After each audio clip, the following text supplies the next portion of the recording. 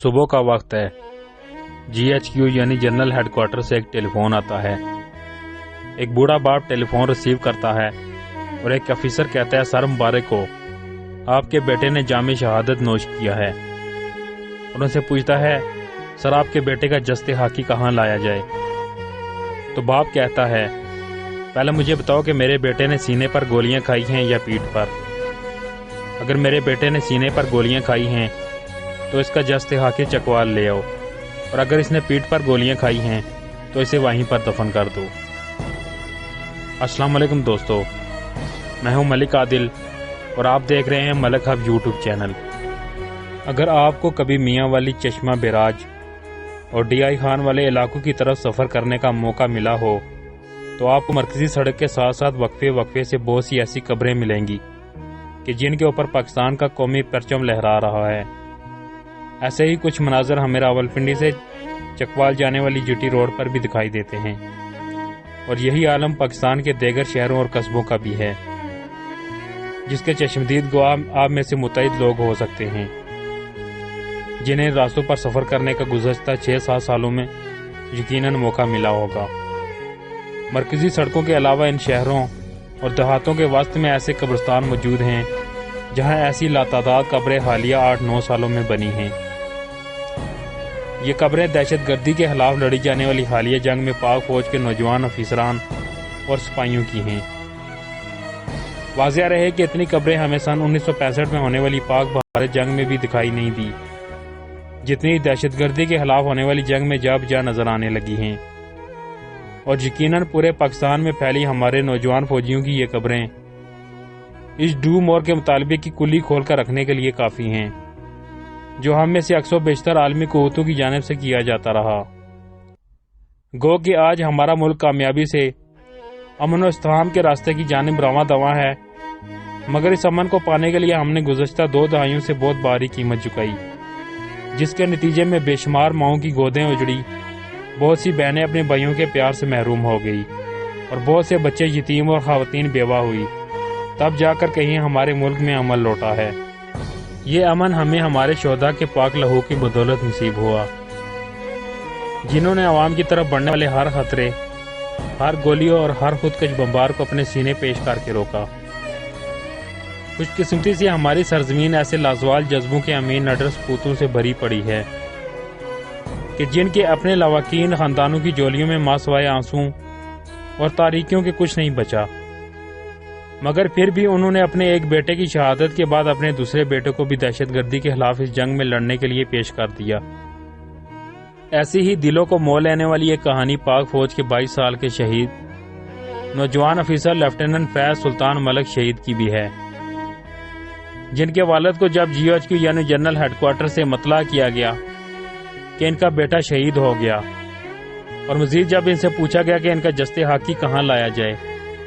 तो उन्होंने तारीखी अल्फाज के साथ पाकिस्तान की अस्करी तारीख में खुद को सुनहरी हरूफ में महफूज कर लिया और कहा कि अगर मेरे बेटे ने सीने पर गोलियां खाई हैं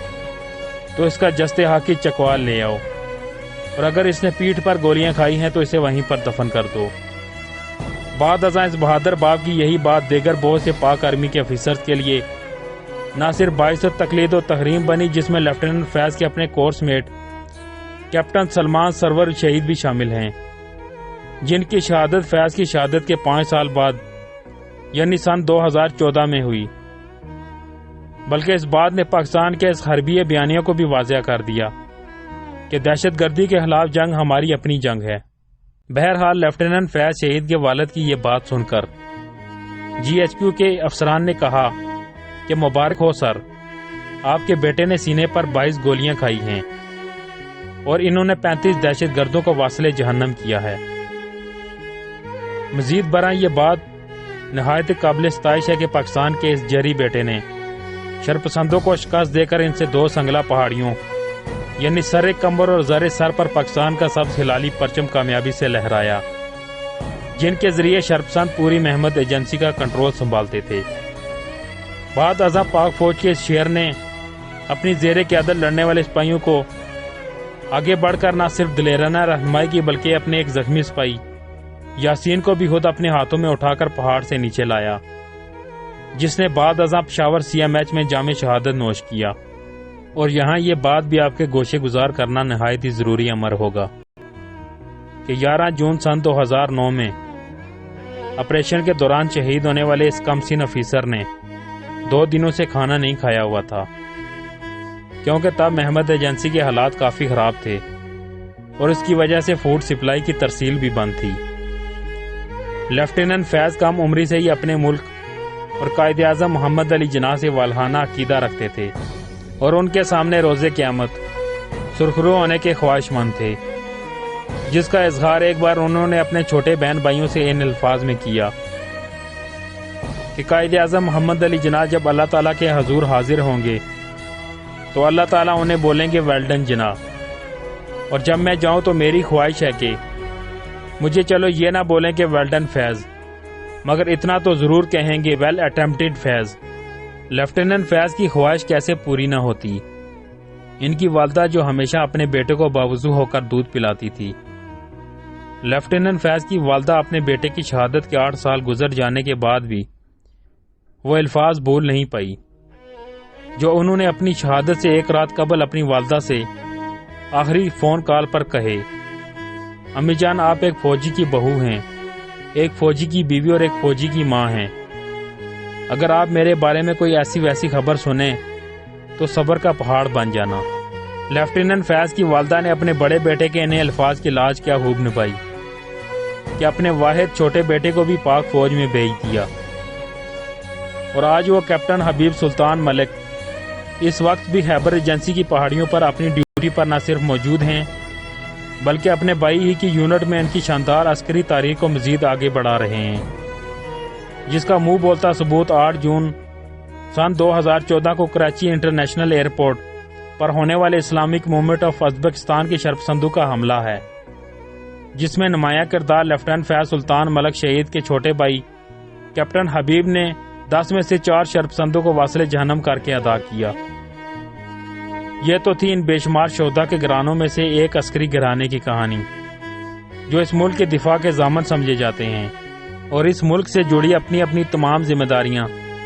نہایت احسن طریقے سے نبھا رہے ہیں، اور بلا شبہ جن کے نوجوان بیٹوں کی پورے ملک میں موجود سبز ہلالی پرچموں سے سجی قبروں نے موتی بن کر ہمیں اتحاد کے رشتے میں اس وقت پروئے رکھا جب پاکستان دشمن قوتوں نے ہر طرح سے پاکستان کی سالمیت پر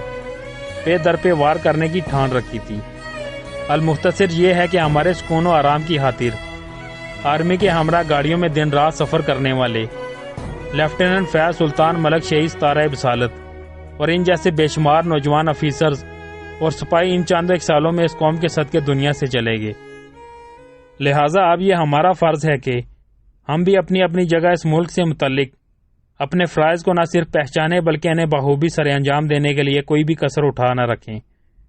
کیونکہ واضح رہے کہ ہمارا وجود ہی اور ہمارے آنے والی نسلوں کا مستقبل صرف اور صرف پاکستان کی بقا اور سالمیت سے منسلک ہے، اور کوئی بھی چیز پاکستان سے زیادہ ہمیں ہرگز مقدم نہیں ہونی چاہیے۔ تو دوستو، امید ہے آپ کو ہماری یہ چھوٹی سی انفارمیٹنگ ویڈیو پسند آئی ہوگی۔ ایسی ہی مزید ویڈیو دیکھنے کے لیے ہمارے چینل ملک ہب کو سبسکرائب کریں اور ساتھ موجود گھنٹی کے بٹن کو دبا دیں۔ اگلی ویڈیو تک اجازت چاہتے ہیں۔ اللہ حافظ۔